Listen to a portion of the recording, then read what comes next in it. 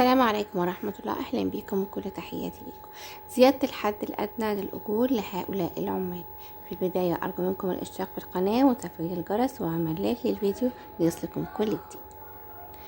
أعلن محمد جبران وزير العمل خلال اجتماعه مجلس إدارة صندوق إعانات الطوارئ للعمال عن البدء في الإجراءات التنفيذية لزيادة الحد الأدنى لإعانات الطوارئ للعاملين وتعرض شركاتهم لبعض التحديات من 600 جنيه إلى 1500 جنيه، وذلك تنفيذا لتوجيهات الرئيس عبد الفتاح السيسي.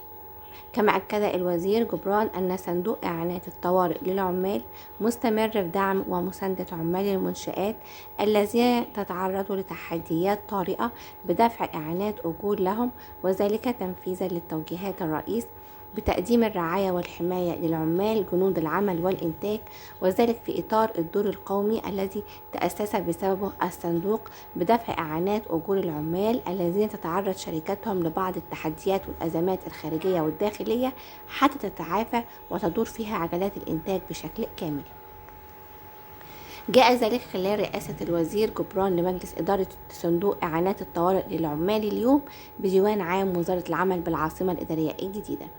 وبحسب بيان صحفي، أعلن مجلس الإدارة أن الصندوق أنفق منذ تأسيسه عام 2002 وحتى نهاية يوليو 2024 مليارين و231 مليون و567 ألف جنيه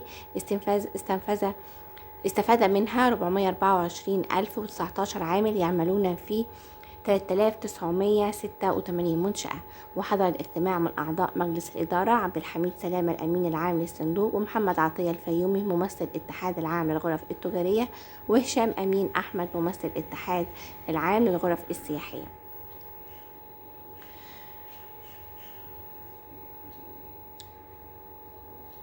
في النهاية بشكركم وتحياتي لكم.